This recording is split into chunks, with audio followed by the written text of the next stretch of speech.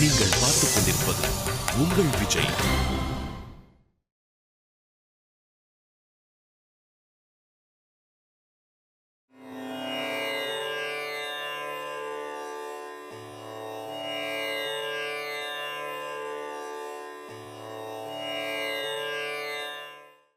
அக்காலத்தில் சுவாமிகள் கும்பகோணத்தில் தங்கியிருந்த காலத்தில் வடமொழி மற்றும் தென்மொழி வித்வான்களுக்கிடையே சாஸ்திர விவாதங்கள் மடத்தின் சபையில் நடைபெறும். அந்நாளில் அஷ்டாவதானிகள் சதாவதானிகள் எனும் பல்கலை புலவர்கள் அச்சபையில் தங்கள் புலமைகளை காட்டுவதுண்டு. அப்போது நடைபெற்ற சுவாரஸ்யமான நிகழ்ச்சிகளின் தொகுப்பை காண்போம். ஏன் இப்படி தேவையில்லாம பிரச்சனை பண்ணிட்டு இருக்கீங்க? திருநீர் வச்சுக்கிறதும் கடவுளை வேண்டதும் அது அவங்கவுங்க இஷ்டம். கோயிலுக்கு வர்றவங்க எல்லாம் இதை நிச்சயம் பண்ணணும்னு எந்த சாஸ்திர சம்பிரதாயத்திலையும் சொல்லல. சாஸ்திர சம்பிரதாயப்படி பகவானை வணங்கினா நல்லது நடக்கும்னு சொல்லுவா. ஆனா நீங்க அதை செய்யாம அதுல குறிப்பிடாத மட்டும் ஏன் செய்றீல்? உங்களை மாதிரி ஆளுங்க பிரபலமாகறதுக்காக இந்த மாதிரி வீணா விதண்டாவாதம் பேசிட்டு இருக்கு. நாங்க ஒண்ணு வேணும்னு விதண்டாவாதம் பண்ணல. உங்ககிட்ட இருக்கிற நல்ல விஷயங்களை நாங்க எடுத்துக்கிறோம். ஆனா உங்ககிட்ட இருக்க மூட பழக்கத்தை நாங்க பின்பற்றதில்லை. அப்படி என்ன மூட பழக்கத்தை எங்ககிட்ட பார்த்தேன்? நீங்க என்ன விஞ்ஞானபூர்வமா பேசுறேன்? நாங்க விஞ்ஞானிகள் இல்லைன்னாலும் விஞ்ஞானத்தையும் விஞ்ஞானத்தையும் குழப்பிக்காம ரெண்டையும் பகுத்தறிகிற பக்குவத்தை நோக்கி போய்கிட்டு இருக்கோம். ஆனா நீங்க விஞ்ஞானத்தை மட்டுமே கண்மூடித்தனமா நம்பிக்கிட்டு இருக்கீங்க. அப்படி என்ன நாங்க கண்மூடித்தனமா செஞ்சுட்டு இருக்கோம்? கொஞ்சம் விட்டா திருநீர் வைக்கிறதையும் கோயிலுக்கு போறதையும் மூட பழக்கம்னு சொல்லுவீங்க போல இருக்கே. சரி, திருநீர் பூசிக்கிறதுக்கு சரியான விளக்கம் சொல்லுங்க. இது கூடவா உங்களுக்கு தெரியாது? திருநீர் அப்படின்னா சிவனுடைய உடல்னு பொருள். திருநீரை நாம அணியறதுனால நாம மத்தவாளுக்கு சிவனாவும், அதை மத்தவ அணியறதுனால மத்தவாளி நம்ம சிவனாவே பாவிக்கிறோம். இதுதான் திருநீரோட தத்துவம். இப்படி பாவிக்கிறதுனால ரெண்டு பேருக்கு இடையே இருக்கிற பகைமை உணர்ச்சி போகும். அது மட்டும் இல்லாம ஏற்றத்தாலும் குறையும். திருநீர் அப்படிங்கிறது சாம்பல் இருந்து எடுத்தது. நாம எல்லாம் ஒரு நாள் சாம்பலாக போறோம் அப்படின்றத மனசுல வச்சுட்டு மத்த உயிரினங்கிட்ட அன்பும் பாசமும் கருதி உயிரை வதைக்காம இருக்கணும். இதுதான் திருநீரோட தத்துவம். நீங்க இப்படி சொல்றீங்க, ஆனா திருநீர் பூசுறதுக்கு முக்கியமான காரணம் ஒரு கிருமி நாசினியா அது செயல்படுது. உடல் முழுக்க திருநீர் பூசுறதால தொற்றுநோய் வராம அதை தடுக்குது. மேலும் உடம்புல இருக்கிற தேவையில்லாத நீரையும் அது உறிஞ்சிடும். நாம நெத்தியில பொட்டு வைக்கிறது இது மாதிரியான காரணங்களுக்காக தான். ரெண்டு புருவத்துக்கு மத்தியில ஆக்னேய சக்கரமும் தொண்டக்குழியில விசுத்தி சக்கரமும் இருக்கும். இங்க பொட்டு வைக்கிறதால நமக்கு அறிவும் ஞாபக சக்தியும் பெருகும். இது எங்களுக்கும் தெரியும். அது மட்டும் இல்ல, புருவத்தோட மத்தியில சில முக்கியமான நரம்பு தொகுப்புகள் இருக்கு. அதனாலதான் குளிர்ச்சி தரக்கூடிய சந்தனத்தை ஆண்களும் சூரிய கதிர்களை ஈர்க்கக்கூடிய குங்குமத்தை பெண்களும் அணியணும்னு சொல்றாங்க. இவ்வளவு பேசுற நீங்க திருநீர் மட்டும் இட்டுட்டு போக வேண்டியதானே? ஏன் கோயிலுக்கு வரையில் உங்க பிரச்சனைகளை முறையிடவும் தீர்வு காணவும் மன அமைதிக்காக தானே பகவானை பார்க்க வரையில். கோயிலுக்குள்ள வந்தா மன அமைதி கிடைக்கும்னு ஒத்துக்கிறோம். ஏன்னா பூமியில எங்க காந்த அலைகள் அதிகமா இருக்கோ அங்கதான் கோயிலும் இருக்கு. மலையடிவாரம், தனிமையான இடம் அங்கெல்லாம் இருக்கும்போது மன அமைதி கிடைக்கும். அதே மாதிரி தான் கோவிலும். அங்க இருக்கிற விளக்கு, மணி, செப்பு தகடுகள் இதெல்லாம் காந்த சக்தியை நமக்கு பன்மடங்கு தர்றதுனால மன அமைதி ஏற்படும். அப்படின்னா பஞ்சபூதத்தையும் கட்டுப்படுத்துற கடவுள் நமக்கு அருள் புரியலன்னு சொல்றீங்களா? அப்ப கற்பகிரகத்துல இருக்க கடவுள் கல்லுன்னு சொல்றீங்களா? இருங்கோ அப்படி சொல்லாதே சுவாமி. அவ பேசுனதை பார்த்தேலா? உங்க முன்னாடியே கடவுள் இல்லைன்னு சொல்றா. இவாளுக்கு நீங்க தான் சொல்லி புரிய வைக்கணும். சுவாமி, உங்களை மாதிரி ஞானவான்களை நாங்கள் ஏற்றுக்கிறோம். பார்க்க முடியாத கடவுளை நாங்கள் எப்படி ஏற்றுக்கிறது? கடவுள் இருக்காரா இல்லையான்னு நாங்கள் எப்படி தெரிஞ்சுக்கிறது? சில கேள்விகளுக்கு விடை இல்லாததே அந்த கேள்விகளோட பதிலாக போயிடுது. புரியல சாமி. நீங்க என்ன சொல்ற? நான் இல்லைன்னு சொன்னா சாமி? இல்லை என்ற வார்த்தைக்கு ஒரு முழுமையான அர்த்தம் தெரியுமா உங்களுக்கு? முன்பு இருந்த எந்த ஒரு விஷயமும் காலப்போக்கில் அழிஞ்சிடுறதோ அதையே இல்லை என்று நம்ம சொல்கிறோம். உதாரணமாக சொல்லணும்னா, முன்பு ஒரு காலத்தில் இலைத்தழைகளை ஆடைய அணிகிற பழக்கம் நமக்கு இருந்தது. ஆனால் அது இப்போ இல்லை. இருக்கிற அல்லது இருந்த ஒரு விஷயத்தை தான் நாம் இல்லைன்னு சொல்கிறோமே தவிர இல்லாத ஒரு விஷயத்த நாம் இல்லைன்னு சொல்கிறதில்ல. ஏன்னா ஒரு விஷயம் இல்லைன்னா அதை பற்றின அறிவு நமக்கு இருக்காது. நீங்கள் சொல்கிறபடி பார்த்தா கடவுள் இப்போ இல்லை, ஒரு காலத்தில் இருந்தாருன்னு சொல்கிற மாதிரி இருக்குது சாமி. படைப்புன்னு ஒன்று இருந்தால் படைச்சவன் இருந்து தானே ஆகணும். தொடக்கம், முடிவு இதெல்லாம் படைப்புகளுக்குத்தானே தவிர படைச்சவனுக்கு இல்லை. அப்புறம் ஏன் சாமி கடவுளை நம்மளால பார்க்க முடியல? கண்ணால காட்சிகளை பார்க்கலாம், காதால ஒலிகளை கேட்கலாம், உடலால உணர்ச்சிகளை உணரலாம். ஆனா இது எதிலையுமே அடங்காத ஒரு சக்தியை அப்ப அந்த கடவுளை பார்க்க முடியாதா சாமி? அதுக்கான தகுதி வரும்போது நிச்சயமா நீங்க பகவானை பார்க்கலாம். இங்க இருக்கிற சிலர் வாழ்க்கையில எப்போவாவது ஒரு தரம் பகவானை பார்த்துருப்பா. அது அவளுக்கே தெரியாமல் இருக்கும். சுவாமி என்ன சொல்றேன் புரியல. ஆமாம், அவன் படைச்ச உயிர்களை பார்க்கணுன்னு அவனுக்கு மட்டும் ஆசை இருக்காதா என்ன? அவன் எப்போ நம்மளை பார்க்கணும்னு நினைக்கிறானோ அப்போ நம்ம கண்ணு முன்னால் வந்து நிற்பான். ஆனால் நான் தான் கடவுள்னு சொல்லிட்டு விளம்பரம் பண்ணிட்டு வந்து நிற்க மாட்டான். நம்ம முன்னால் ஒருத்தர் வந்து நான் தான் கடவுள்னு சொல்லிட்டு வந்தால் நம்ம என்ன பண்ணுவோம்? சித்தஸ்வாதீனம் இல்லைன்னு சொல்லுவோம். பிறந்த குழந்தையா இருக்கிறப்போ நமக்கு தாயோட முகம் நினைவு இருக்கிறது இல்லை. அதே போலத்தான் நம்ம கடவுளோட குழந்தை இல்லையா, அவரோட முகமும் நமக்கு நினைவு இருக்கிறது இல்லை. தாய் இல்லாமல் நான் பிறந்தேன்னு சொல்கிறதும் பகவான் இல்லாமல் லோகம் இயங்குறதுன்னு சொல்கிறதும் ரெண்டுமே ஒன்று தான்.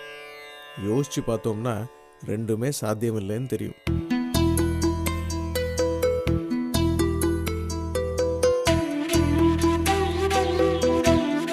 இன்னைக்கு விவாதமே இவ்வளோ சிறப்பாக இருந்தது. நாளைக்கு அஷ்டவாதானி போட்டி எப்படி இருக்க போகிறதுன்னு தெரியலையே. அஷ்டாவதானி போட்டியில நம்ம மடத்து சார்பா கலந்துக்க போறது யார் தெரியுமா? நம்ம சாமாயரா? அவரையா மடத்தோட சார்பா நியமிச்சிருக்கா? என்ன இப்படி கேட்குறீர்கள்? நம்ம சாமாயரும் திறமையானவர் தானே. அவர் திறமையானவர் தான், நான் இல்லைன்னு சொல்லலை. அவர் அஷ்டவதானத்துக்கு பயிற்சி எடுத்திருக்காரே தவிர அவருக்கு போதிய அனுபவம் இல்லை. நீ சொல்கிறதும் சரிதான். அவர் ஊரை தாண்டி போட்டி போட்டவர்கிட்ட கூட ஜெயிச்சது கிடையாது. உடல் தாண்டி போட்டி போட்டவர் கூட தோத்துட்டாருன்னா அவரோட மான மரியாதையெல்லாம் போயிடும். அவர் தோத்துட்டா அவரோட மரியாதை மட்டும் இல்லை, நம்ம மடத்தோட மரியாதையும் சேர்ந்துல போகும். நம்ம மரியாதை வடநாட்டு வரைக்கும் கப்பலில் போயிருமோன்னு நேக்கு பயமா இருக்கு. ஈஸ்வரா, என்னை ஏன் இப்படி சோதிக்கிற? உன்னுடைய திருவிளையாடல்ல இதுவும் ஒண்ணா? நீயே கதின்னு இருக்கிற உன் பக்தன்ட்ட நோக்கு என்ன வேணும்? அவ முன்னாடி நான் தோத்துட்டான், என் மரியாதையே போயிடுமே. நான் தோக்குறத பார்க்கவா நீ ஆசைப்படுற? உன்னோட செயல் எல்லாத்துக்கும் ஏதாவது ஒரு அர்த்தம் இருக்கும்னு சொல்லுவாளே, இதுக்கு என்ன அர்த்தம்? ஏன் என்னை இப்படி சோதிச்சு பார்க்கற? நான் புலம்புறதெல்லாம் நோக்கு கேட்கறதா இல்லையா? என் பேச்சுக்கு செவி சாய்க்க மாட்டியா? உன்னை முழு மனதோட பிரார்த்திக்கிற எனக்கு நீயே உதவிக்கு வரலன்னா வேற யாரு எனக்கு வருவா? உன் மேல முழு பாரத்தை போட்டு நாளைக்கு நான் போட்டிக்கு போறேன். மத்ததெல்லாம் நீ தான் பாத்துக்கணும்.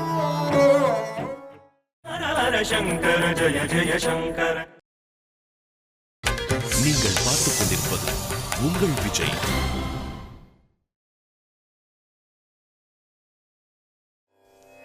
எல்லாருக்கும் நமஸ்காரம். இங்க கூடியிருக்கிற எல்லாரையும் இந்த மடத்தோட சார்பா வரவேற்கிறோம். இந்த மார்கழி மாசத்துல வெகு சிறப்பா அமைகிற விதத்துல தினமும் ஒரு நிகழ்ச்சி நடந்துட்டு இருக்கு. அதுல மிக முக்கியமான நிகழ்ச்சியா அஷ்டாவதான போட்டி நடக்க போறது. 2 அஷ்டாவதானிகள் போட்டி போட்டு அவங்களோட திறமைய காட்ட போறாங்க. நம்மள சில பேருக்கு அஷ்டாவதானிக்கு விளக்கம் தெரியும். தெரியாதவளுக்கு இப்ப நான் சொல்ல போறேன். அஷ்டாவதானின்றவா ஒரே நேரத்துல 8 விஷயங்களை உள்வாங்கிண்டு அதுக்கு பதில் சொல்ல போறா.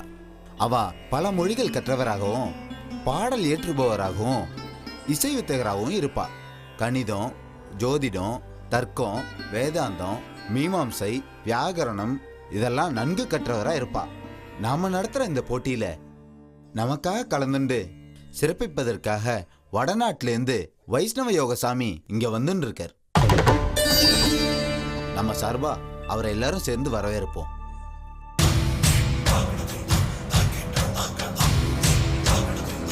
வணக்கம். நமஸ்காரம்.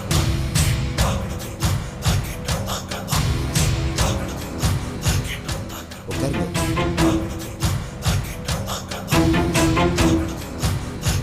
நமஸ்காரம்.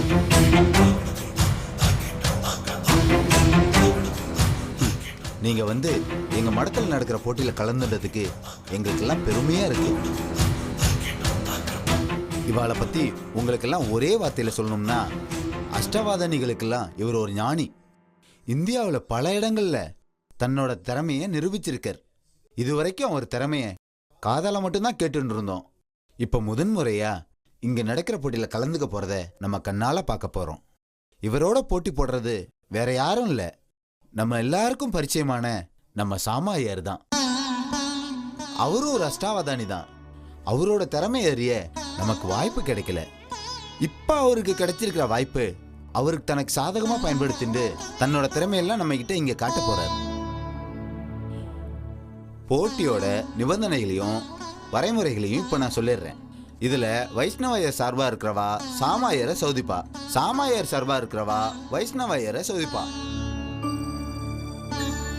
இதுல தனக்கு கேட்கப்படுற கேள்விகளுக்கு அவர் ஒன்று விடாமையும் தப்பில்லாமையும் பதில் சொல்லணும்.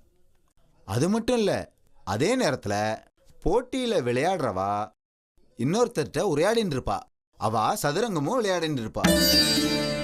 இந்த விளையாட்டிலையும் அவர் தோக்கப்படாது. அது மட்டும் இல்லாம அவ தன்னை சுத்தி என்ன நடக்குதுன்றதையும் கவனிச்சுக்கணும். என்ன எல்லாத்துக்கும் புரிஞ்சிடுதா? சுவாமி, போட்டி ஆரம்பிச்சிடலாமா?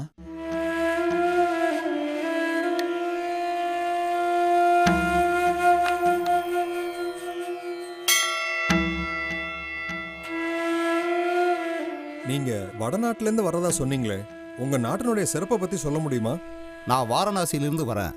காசி சிவபெருமானின் ஸ்தலம்.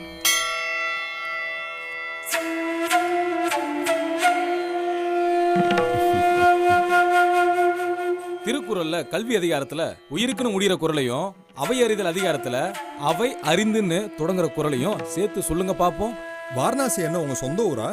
அது என் சொந்த ஊர் இல்ல, சில புண்ணிய காரியங்களுக்காக அங்க தங்கியிருக்கேன். நகர்த்துங்கோ. என்னென்ப ஏன எழுத்தென்ப இவ்விரண்டும் கண்ணென்ப வாழும் உயிர்க்கு. அவையறிந்து ஆராய்ந்து சொல்லுக, சொல்லின் தொகையறிந்து தூய்மை எவர்.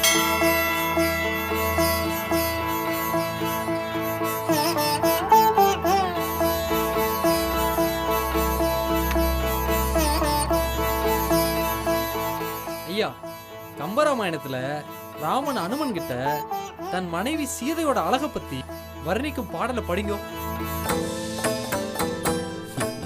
வாராளி கலச கொங்கை வஞ்சி போல் மருங்கு வாழ்தான் தாராளி கலைசார் அல்குல் தடங்கடற்கு ஊமை தக்கோல் பாராளி பிடரில் தங்கும் பாந்தமும் பணிவென்றோங்கும் தேரும் கண்ட நான் உனக்கு உரைப்பதென்ன.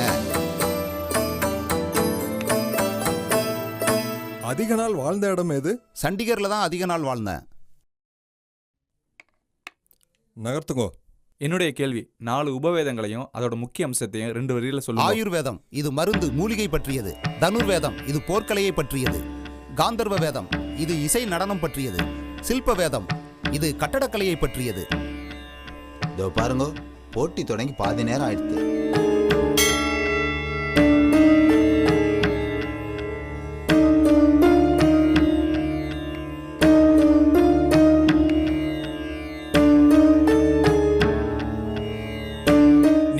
பல ஊர்ல இருந்ததா சொன்னீங்க. அந்த ஊர்ல பிடித்த ஊர் எதுன்னு சொல்ல முடியுமா? வாரணாசியில ஹனுமன் காத்து எனக்கு ரொம்ப பிடிக்கும். ஆடுங்கோ.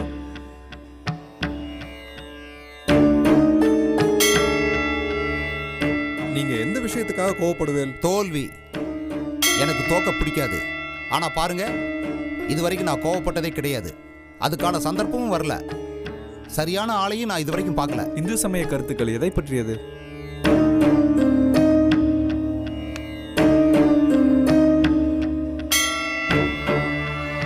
லீலை, மாயை, கர்மா, ஆத்மா, பிரம்மம், ஆசை, தூக்கம், பிறவி சுழற்சி, மறுபிறவி, தர்மம், நிர்வாணம், மோட்சம், வீடு, அவதாரம், நரகம், சொர்க்கம், தந்திரம்.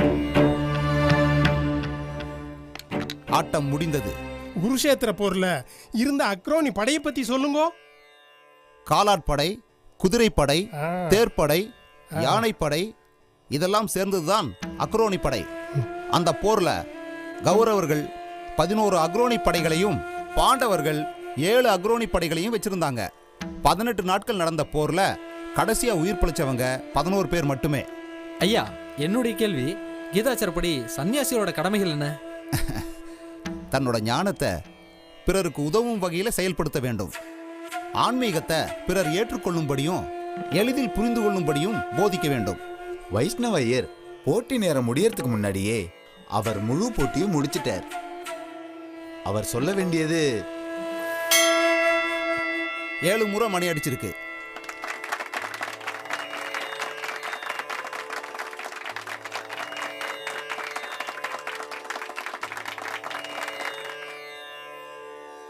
வைஷ்ணவ ஐயர் தன்னுடைய போட்டியை வெற்றிகரமா மிக திறமையா முடிச்சிட்டார். இப்போ இவருக்கு ஈடு கொடுக்கிற மாதிரி நம்ம சாமா ஐயர் எப்படி விளையாடுறாருன்னு பாத்திரலாமா?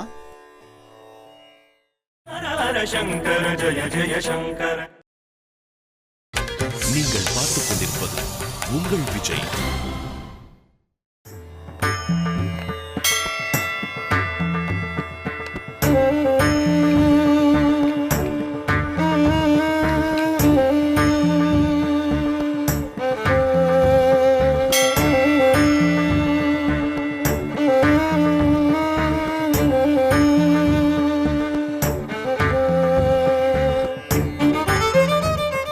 மீமாம்சத்தின் வகைகளும் ரிக்வேதத்தில் எத்தனை மண்டலங்கள்? உங்க ஊர்ல எத்தனை பேர் இருக்கா? பாடல் ஒன்று சொல்லுங்க.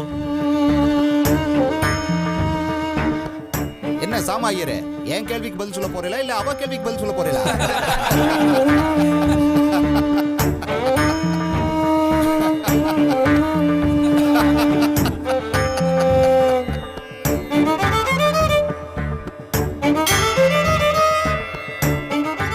இந்த போட்டியில நம்ம சாமாயர் நன்னா விளையாண்டு இருந்தாலும் கடைசியில தடுமாற்றம் ஏற்பட்டு போட்டியில தோத்துட்டார். வைஷ்ணவையர் மீண்டும் தன்னை ஒரு அஷ்டவாதானின்னு நிரூபிச்சிட்டார். அவர் வந்து இந்த போட்டியை சிறப்பிச்சதற்கு மடத்தோட சார்பா மிகுந்த நன்றி தெரிவிச்சுக்கிறேன். இப்ப வைஷ்ணவையர் உங்களோட சில வார்த்தைகள் பேசுவார். எல்லாருக்கும் வணக்கம். நமஸ்காரம். எனக்கு தமிழ்நாட்டு மேலையும் தமிழர்கள் மேலையும் ரொம்ப மரியாதை இருந்துச்சு. ஆனா இப்போ எனக்கு தமிழர்களோட திறமை மேல சந்தேகமா இருக்கு. தமிழர்கள் எல்லாம் வெறும் தான் வாய்ப்பேச்சால தான் வாழ்ந்தாங்களோன்னு எனக்கு தோன்றது.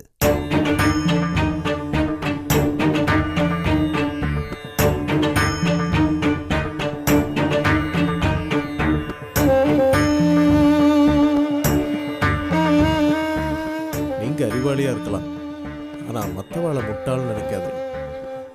மதி உள்ளவா மற்றவாளை மதிக்காம இருக்க மாட்டான். அப்படி மதிக்காதவா மதி உள்ளவாளா இருக்க மாட்டான். சுவாமி, நீங்களும் நல்லா பேசுறேன். நான் முன்னாடியே சொன்ன மாதிரி நீங்க எல்லாரும் பேசுறதுல தான் திறமையை காட்டுறீங்க, யாரும் செயல திறமையை காட்ட மாட்டேங்கிறீங்க.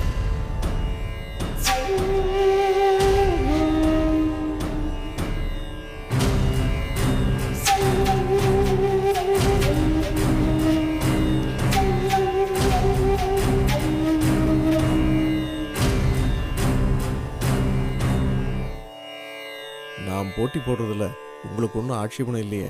சின்ன வயசுலயே நீங்க மடாதிபதி ஆயிருக்கலாம், ஆனா நீங்க எந்த அளவுக்கு திறமையானவர்னு எனக்கு தெரியல.